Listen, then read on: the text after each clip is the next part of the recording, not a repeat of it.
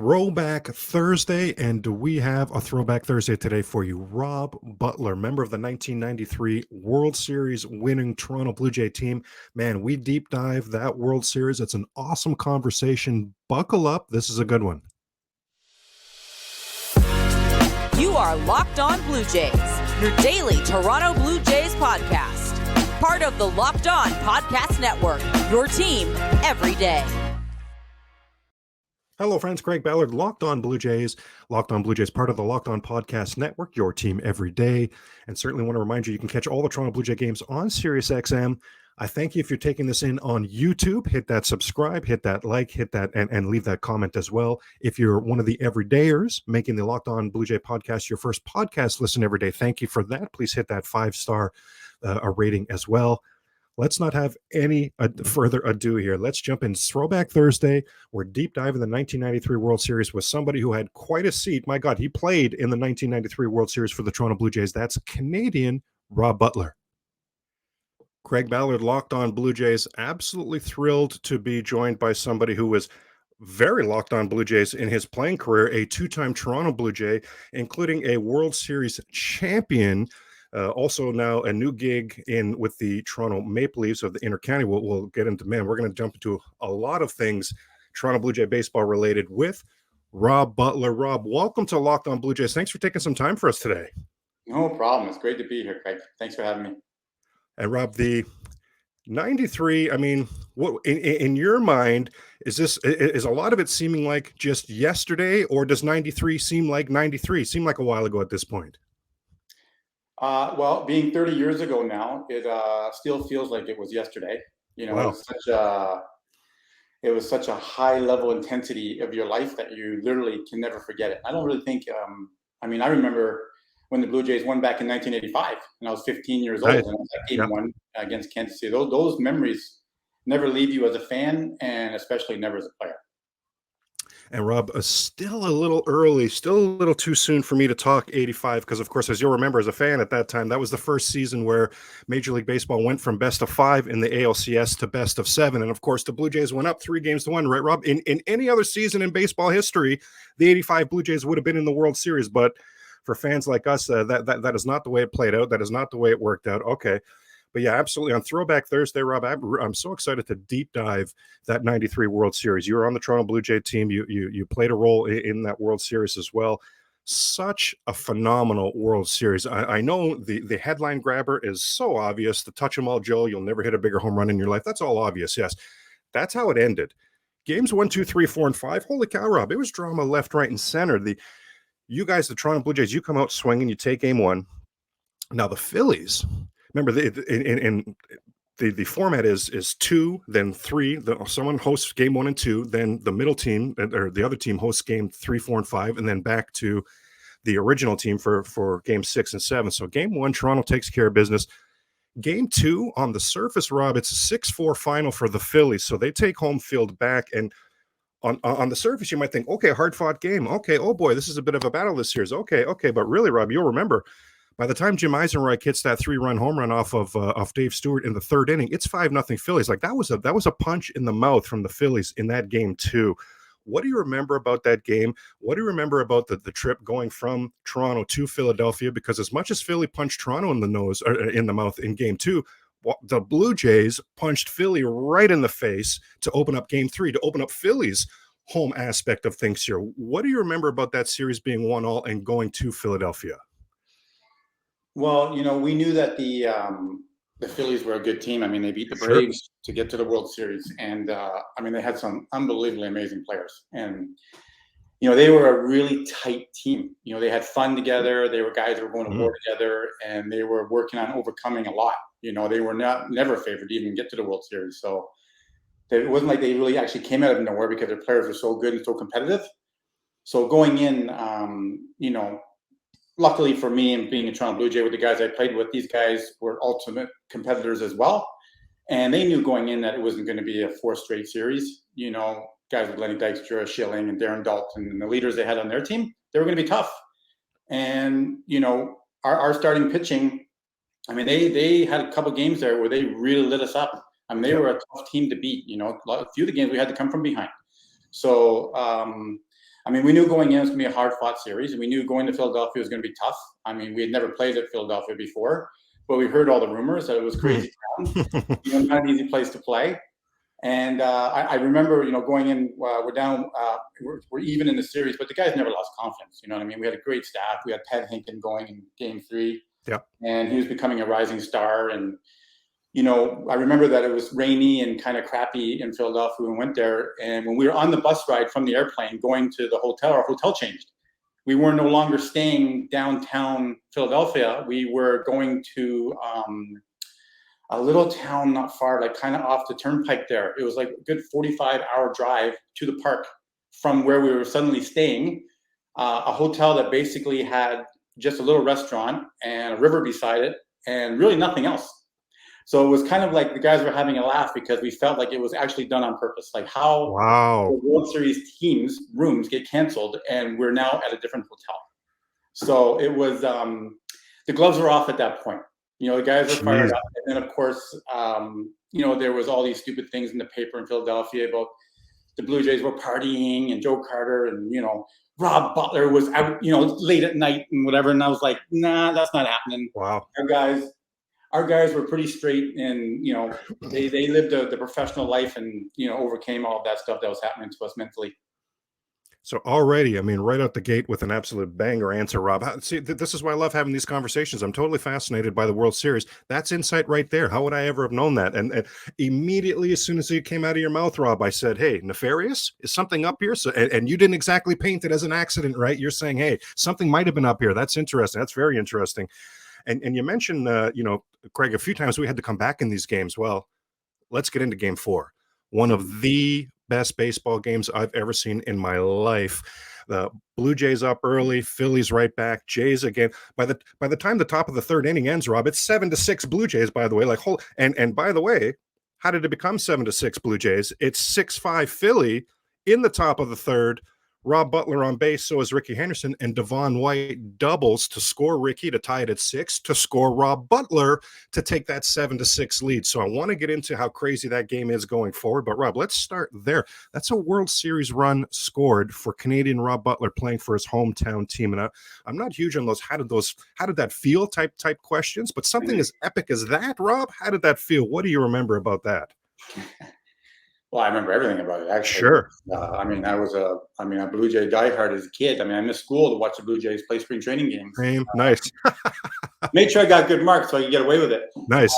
But yeah, no, it was playing for the Blue Jays was very surreal for me because I was really the ultimate Blue Jay fan. I listened to every game on the radio. Tom Cheek, Jerry Howard. Yeah. I was back with Tony Kubek was on the TV. Nice. I mean, it was. I go all the way back to the beginning.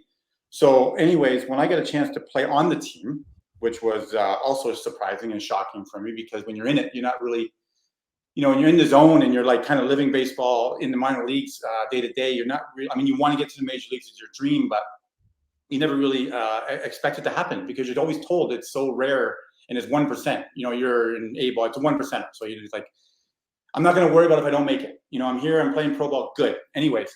So I got to play for the Blue Jays in '93. I made it to, and I got to play in the World Series as a rookie, which was amazing. Yeah. I got put on the Major League roster at the end of the season. The World Series roster at the end of the year, something I didn't expect. I didn't even know they had to set a roster. It was weird. Cito Gaston called me and Dick Schofield in, and we're like, okay, we got great news for you guys. And I was like, oh, good, I'm not going to cut. It was, you're going to play you're on the roster for the World Series. I didn't even know that they took guys off, put guys on, all that stuff was kind of like, I'm looking at Dick going, like, what's going on here? I thought we were already on the team. I didn't know there was actually a World Series roster, which was new for me. So anyways, I didn't get to play in Game 1 and Game 2 because we had the DH going and, we had our solid 9 guys who would never come out of the lineup or ever should have been because they were all All-Stars and half of them are Hall of Famers now. So, but I had Dick Schofield, Darnell Coles, and, Turner, all these guys were there. And they're reminding us to be ready because now we're playing in Philadelphia and the pinch hitter situation can come up, which was also foreign to us because even coming in the minor leagues, we only ever used a DH. We didn't use pinch hitters. So I didn't really know how to prepare from the bench player because I was generally always playing all the time. So luckily I had leadership around me who got us in the tunnel, warming up and blah, blah, but never did I expect that I would be like the first guy off the bench. So when game 3 rolled around and, we were going back and forth and Stoudemire was struggling a little bit, which was uncommon for him because he had a great year that year and was still ultra competitive guy. We were kind of like in the game 4 in the dugout, kind of going like, who's going to be the first guy out of here because they're scoring left and right. And Gene Tennis comes down and goes Butler and does one of these, and I'm like, did he just call me? Anyways, boom! I'm out of my winter coat, my winter Blue Jay coat, up on deck, ready to go. And I got on base. I got on base with a pinch hit. I didn't get a pinch. I got a fielder's choice. I got on. Anyways, ended up on second base. I'm standing on second base, looking at the Philly crowd. I think there's about 70,000 people there. The bowl was so big and so packed, and it was so intense. Anything Blue Jays was boo, boo, boo. Anything Phillies was yeah, yeah, yeah. So it was just that ultimate like back and forth of emotions and feelings because the game was going back and forth. And ultimately, though, I was kind of in this mode of just, Devo hit the ball. Devo hit the ball. I don't even remember really looking at it. I just remember taking off and being like, I hope nobody catches it. Because if they do, I wouldn't even know they did. I was just thinking about home plate and scoring, and that's it. Awesome. You know what I mean? Like, it was so hyper-focused. Yeah. But I kind of forgot to read the ball first and then go. I kind of just took off. So it was, it was pretty amazing to score the 7th run in that game and kind of take the lead. And, the best part was actually I got to sit on the bench for the rest of the game and kind of like just cheer the team on and hope everything good happened afterwards. And it was funny. I came back to the dugout after scoring the 7th run, and Jack Morris said, the first team who scores 15 in this game is going to win. And it ended up happening, which is crazy. It's crazy. So all of us heard it, and people still talk about it, that he made that prediction, and it came bang on. More with World Series champion, fellow Canadian Rob Butler in a moment here on the Locked On Blue Jay podcast, part of the Locked On Podcast Network, your team every day. Keep in mind, of course, reminder, all Blue Jay games available on Sirius XM. Now, I have 2 pairs of Bird Dog stretchy shorts. So easy for me to say, 2 pair of Bird Dog stretchy shorts. There it is. So I wanted to talk to you about my 2 favorite pairs of shorts. Yeah, the Bird Dog stretchy shorts and pants. I mean, these things are going to make you look good. Bird Dog stretch khaki shorts, they're designed to fit slimmer through the thigh and the leg, giving you a truly sculpted look. And they fit way better than regular shorts that are made of that stiff, that restricting cotton. Bird Dogs has fixed that issue. They've invented a cloud knit fabric. It looks just like khaki, but it stretches, so you can get a way slimmer fit without having to sacrifice the movement.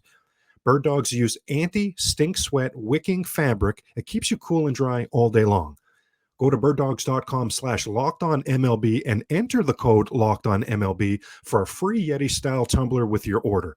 That's birddogs.com/LockedOnMLB for a free Yeti-style tumbler. Can I show you? Can I tell you something? Can I show you? I've got mine. I've got mine right there. Rob, my God, I loved all that. You talk about that game got so intense for me.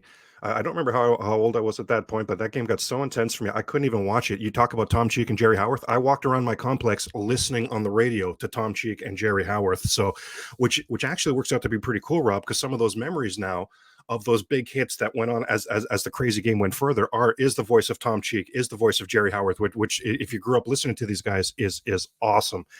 So so that makes it 7-6. Now the Phillies would score the next 6 runs. So the Phillies are up 12-7.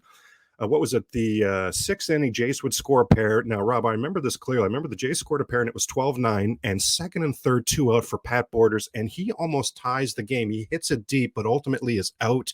So it's 12-9. I remember being crestfallen, thinking, my gosh, that was probably 2 men in scoring position, 12-9 to become 12-11. That was probably the chance to get back in the game. Darn. Sure enough, the Phillies score in the bottom of the 6th. Phillies score in the bottom of the 7th. So now we're going to the 8th at 14-9 Phillies. Is the game over? No, right? We know that, but my goodness, this is daunting. This is daunting at this point. And then that 6-run rally happens in the 8th, Rob. And the 2 big hits, everyone talks about Devo's, as well they should, that 2-run double that Devo hits with 2 out to give the Blue Jays ultimately the lead. Rob, I want to know what you remember about Ricky Henderson, the previous batter. He gets that 2-run single with 2 outs to put it 14-13. For me, Rob, that's his biggest hit as Devo's hit. I want to know what you said. You're sitting there with a great vantage point there. What do you remember about that 8th inning? When does it really start to clue into you that, oh my gosh, we're legitimately in this here. We legitimately have a chance. And then what do you remember about Ricky Henderson's at bat? What do you remember about Devo's triple? Well, I remember that it started to rain harder and harder, so the field was getting more wet. You know what I mean? Guys were having a harder time moving around. I remember that. I remember that all the defenses were slowing down. And at no point were the guys ever feeling like they were out of it. I know Lenny Dykstra I think he probably hit a couple home runs. Darren Dalton hit a home run. The ball was just carrying like crazy.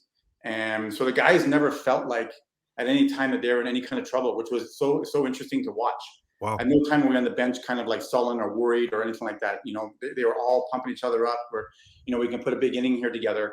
And I do remember them kind of coming together. All the guys were coming up, Malter, Joe, Devo, Ricky, Alomar, were all kind of huddling together, talking about their approach, not trying to hit home runs, to try to get on base and try to work together to try to keep it going. They're talking about the home run being that rally killer. Let's just get guys on base. And it definitely worked out that way. They just had great approaches when they were hitting. Everybody was trying to hit the ball at the middle. Tony got to hit that inning. They were trying, it was really just a whole cohesive thing where the train started and the train didn't stop. It was actually amazing to watch because it felt like nobody was going to get out that inning. It really did. And I do remember my parents were watching the game and they were, like you said, you're walking around the room nervous. And my mom and dad told me they were hiding behind the door anytime I was batting, and they were like terrified to watch me play. And they were asking me like, how do you handle that? And I was just like, honestly, when you are so into it and so hypertensive with what's going on, like you don't even think of stress or anxiety. And that's what these guys were doing. They didn't even care about they really didn't care about what the score was. They just all were trying to get on base and try to move one base at a time. And ultimately we just didn't stop until we got to 15. It was incredible. And everybody else had gone to bed. My mom and dad even went to bed. And my dad, sometimes the ultimate pessimist is like, I got tired, 14-9, screw this. I'll see what happens tomorrow. Wakes up, the Jays won. Can't believe you missed it. My parents didn't even watch it. Wow. Oh my goodness. Well, I hope your parents are watching now, Rob, because maybe they're getting the recap of what happened in that game. Like, holy moly. Wow. Why is he telling people this? That's wow. Oh my goodness. And Rob, I remember as well, what was really remarkable. So 15-14, there's Jack Morris, first team to 15. Hello, prognosticator Jack Morris. But I remember all those runs being scored, Rob, and then there's Timlin and Ward in the bottom of the 8th, striking out the side, and then there's Ward with a nifty little 3 up, 3 down in the bottom. So wow, did the Blue Jays ever take that momentum? Timlin and Ward, what a job they did there. Want to just touch real quick, because you mentioned Tony Fernandez. You said he got a hit during that. Rob, I would love to, and rest in peace, Tony Fernandez, one of the all-time Blue Jay greats, one of the easiest Blue Jays ever to cheer for. Rob, you grew up in this country. You know full well Tony Fernandez had an entire country throwing that side, right, playing defensive style the way he played. Like, that's how influential he was. Tony Fernandez had 5 RBIs in that game. He had 9 for the World Series, Rob. That's a record that still stands for shortstops for RBIs, and like absolutely incredible. Rob, I'd like to give you the floor for just a second here. I do want to get into the game 5 and the game 6 there, but man, let's not move off of Tony Fernandez so quickly here. What did you see in him as a teammate? What was it about him everybody loved this guy? Yeah, no, Tony should be in the Hall of Fame. Wow. How he is not in the Hall of Fame is sad. It really is sad. Here's a guy who played so many years under the radar, playing up in Canada. A lot of Americans didn't like baseball in Canada and really wish it never happened. But, we got Tony Fernandez here. And as a kid, you just watched him make all these incredible plays that nobody could do, right? Like throwing from like literally from his shoe tops all the time, and incredible range and incredible intensity, and amazing hitter. He looked so relaxed all the time when he was hitting and playing defense. He had a little tiny little glove that he would practice with. The thing could barely fit in my hand. I'm the smallest guy on the team, and I could barely fit in this glove. And he practiced with this thing all the time. And he was the ultimate professional. He showed up every day. He worked out during the game. He was on the weights during the game, push-ups during the game. If you touched the guy, he was like solid rock. Wow. He was so strong, so wiry, athletic, so just incredible, and so intelligent, like an unbelievable intelligence for the game, knowing every hitter, it's almost like he knew where the ball was going before it was going there. That's why he was so good. He's got over 2,000 hits. He probably should have won like 10 Gold Gloves. But again, like I said, he played up in Canada and nobody in America was watching. So he never really got the whole context of how good Tony Fernandez was and how much of a clean living guy he was. And, we call him Father Tony because he's very religious, and, he lived his life totally right. And, he was such he was one guy. I met him when I was 18 years old because I was doing a tryout at the Exhibition Stadium, and I got to meet Tony and a bunch of guys, and I got to tell him how much I idolized them and I wanted to be a Blue Jay because of them. And then when I got to play with him, he really reminded me to make sure you take care of your mind, take care of your body, take care of keep working out, eat right, do all these good things, which I never did. Ate O. Henry bars all the time, and I was always eating junk food, and he's always giving me crap for that because I was 20, 23 years old, and he's saying, "Wow, you're going to conk out by the time you're 30." Tony played well into his late 30s, maybe even 40s. You know what I mean? He was so incredible. So, anyways, to know that he got 9 RBIs in that series, and to know the way he was as a player and how prepared he was, it's not surprising. And to know that really nobody even knows that.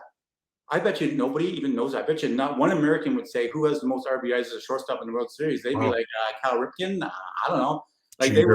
They would never say Tony Fernandez. And this guy has been a national hero, a hero to so many kids, and especially since playing shortstop is such a difficult position. To watch him get to play in front of me every day and train and see how a pro that can play 20 years in the majors, how they did it was amazing. I'm so lucky. Awesome. Wow. And in 93 as well, he was a New York Met at the beginning of that season. He was doing horribly with them. He was actually traded to the Blue Jays almost practically mid-season there and just hit over 300 for the Jays in 93. Rob, you got to be trying to say something about that. So yeah, when I got called up, that was the day he got traded. So he got traded for Darren Jackson, who was a left fielder, and I got called up from Syracuse. So me and Tony joined the team the same day. Wow. Which is, my claim to fame. I got to join the team when Tony Fernandez came back. And I believe his second game, or he got 3 hits and hit a home run. The guy was unbelievable. Jeez. He's just unreal, man. Incredible. You got that was 93, Rob. You were his teammate again with the Blue Jays in 99 as well. So you got all kinds of great times with Tony Fernandez. That's great. That's awesome. So that's the deep dive of Game 4. Now we go into Game 5, and on the surface, you look at Game 5. I mean, it's going to be remembered as that pitcher's duel. It was Juan Guzman, it was Curt Schilling. Guzman was awesome. Schilling was awesome. And you look at that 2-0. I think the memory of that game or the synopsis of that game, Rob, is pretty much just Curt Schilling was lights out. The Blue Jays were never in it. Let's move on to Game 6, which is true, except for the top of the 8th inning. Mm-hmm. In the top of the 8th inning, Pat Borders, a 2-0 Phillies. Pat Borders leads off with a base hit. Here comes Willie Quinones to pinch hit for Pat Borders. Here comes Rob Butler against Curt Schilling. You're at 1-2, Rob. Then you fouled off a couple pitches that I bet Schilling is mad. I don't know how. I think Schilling's body language was telling the story of how did this kid get to? Well, he spoiled off 2 in a row there. What the heck? Then on the third, I think it was either the third or the fourth 1-2 pitch. Here comes a nasty fastball on the inside corner that I think Schilling couldn't have walked it up to the plate. I think he was happy with that pitch. Mm-hmm. Rob, you get to it. You get to that pitch and you shoot it into right field. Here comes Quinones to third. So now we've got first and third, nobody out. Now, as we know, the rally would be snuffed afterwards. But you talk about how did that feel, Rob? And again, I don't like those questions, Rob. How did that feel? But something as epic as this, you're in. Curt Schilling, Rob, that day had 18. I went back and looked at this. He had 18 batters at 2 strikes that game. He was just aggressive and dominant and leading the charge that entire game. He was awesome. You were one of those 18, Rob. How the heck did you get to that pitch? And what do you remember about that at bat and that experience? Well, it was definitely a lot of fun. I was not nervous at all, which was interesting. Wow. Because, I knew the magnitude of the situation. I was a tying run to plate. And Schilling was absolutely dealing, which is what he did for most of his career. I got a chance to play with him later on. Yeah. And but I wasn't, for my style of hitting, I'm not a take a walk guy. I would swing at a butterfly going by. It was just I'm hacking no matter what is happening. And so that at bat was really the way I really played all of my at bats as a professional. I really was aggressive, and at times it would hurt me, but at times it helped me. I would just try and anything that was close, I was protecting the plate. I know he blew one by me early, and I might have been pinch hitting is not easy. I was realizing that right then. Pinching is not easy. Sitting around for 8 innings and coming in, it's not an easy thing. I definitely got a lot more respect for guys who could do it really well. But I was definitely battling. I remember he threw a couple pitches that were probably almost over my head, and there were probably people wondering, what is he swinging at? But when you're in that moment, I remember again, Darnell Coles and Dick Schofield, who really tried to help me, said, when you go up there as a pinch hitter, you got to be aggressive. If you sit back and take, you're going to be overmatched, right? Especially the way Schilling was pitching that game. He was coming at everybody, challenging everyone. Yeah. He had a dominant fastball his whole career. And for me, I definitely was more like an inside out kind of hitter, opposite field kind of guy, get on base. So I just battled and battled and battled. And I know it went on for a long time. There's a couple foul balls that I hit that were almost stayed fair. Thank God they didn't, because they would have been caught. But I just kind of dug in and hoped that he would kind of keep one down in my wheelhouse. For me was down and in, and I would hit a single. Other guys' wheelhouse would be over the fence. But for me, it was a single. And, I ended up getting the pitch that I was able to do something with. And because there's a bigger hole on that side of the field, because Kenyonte was on first, I was able to get it through, get my base hit, get the tying run on base. I remember, looking over at Bob Baylor saying, man, I got a hit in the World Series. John Kruk was sitting there saying, hey, Rob, man, I'm lucky to be alive today. And I'm like, what does that have to do with me getting a base hit? But anyway, that was the words out of John Kruk's mouth. And then Bob said, you got to score here, Bob. Focus now, you got to score. So in our top of the order was coming up. Yeah. So, we had our top guys coming, man. And, there was no excuses. Kurt Schilling did an unbelievable job. And I remember Ricky Henderson hit a ground ball right back to him, which he bobbled. Well, I thought for sure he was turning to turn a double play. So they got Willie Kenyonte into the rundown, and I slid into second because Stalker deked me a little bit. He kind of made it look like the ball was coming to second. So I slid. And anyways, I didn't end up getting to third base on that. Willie kind of got in the rundown, and he was out. But I was still on second. I still felt like, I wasn't going to take a chance and try and make the second out. You know what I mean? Yeah. What if I got caught in the rundown? It was safer just to be staying in second. So it's kind of what I remembered about that. And, with our top guys coming up again, it was, we had a chance. But Schilling was just too good that game. I mean, it was one of the epic World Series games that you would watch. Yeah. Yeah, off the heels of scoring 15, and then Kurt Schilling's just a buzzsaw the very next day. Yeah, absolutely incredible. And Rob, you mentioned Kevin Stalker. There's Mickey Morandini. Speaking of rest in peace, Tony Fernandez. There's rest in peace, Darren Daulton. There's Kurt Schilling. So there's four guys right there, because you became a Philly in 97. I got traded to the Phillies in 95. I got back to the big leagues in 97. Yeah. So you were teammates with some of these guys. Now, this is 4 years removed. Does the 93 World Series come up? Do you and Kurt Schilling reminisce about that battle? Does any conversation like that take place, or sore subject? I avoided it. You know what? No, they did talk about that a lot. Yeah. And I remember playing with Mitch Williams. He was sent to AAA. And I remember talking to him a lot, and he was just they were so good about it. They really were. I mean, as much as they hated losing, they knew they lost to the best team. They all talked about how good our team was and how hard it was, how hard the Blue Jays were to beat that year. I mean, from top to bottom, we had everything: closer, starting pitching, middle relief, power hitting, base running. Yeah. I mean, we had the best leadoff hitter in the world, man. Jeez. And, but they joked around about it. They were always good about it. They were ultra competitive guys, but great guys, great teammates, fun to be around. And when I played with the Phillies in 97, I played with Schilling. Darren Daulton was my ultimate favorite teammate. Up until that point, all the Blue Jays were my favorite team. But Darren Daulton was someone ultimately special. Like, they called him Zeus, because he walked around with his long, golden, flowing hair. He's all muscled up, right? His chest was sticking out all the time. And man, it didn't matter if you were playing with him for 20 years or like me for the first day. Like, he took you on and put his arm around you and said, "You're a Philly now. Let's go. You're one of the boys. Like, don't think that you're not one of us or anything different. Like, you're here to play with us and play for us, and we're all together." And when he passed away, I cried. Like, I have Darren Daulton's bat. I have a ball. I have pictures with him. He was such a good, amazing human being. A great guy. He had 18 knee surgeries. I mean, the guy was incredible, man. Like, just an incredible person. Well, I love hearing that. Now, I can relate neither to the muscles nor the long flowing hair, but that's awesome. That's awesome what you say about Darren Daulton. That's a wrap for this week's Throwback Thursday. How great was it to hear that insight from Rob Butler? And by the way, Rob Butler joining us again tomorrow on Friday to deep dive even more of these Toronto Blue Jays stories with us. Now, reminder, SiriusXM has all the Blue Jay games for you, including today's game and every day's game. For now, keep it locked on the Locked On Podcast Network and check out Sully hosting Locked On MLB. Go Jays, go, and we'll talk tomorrow.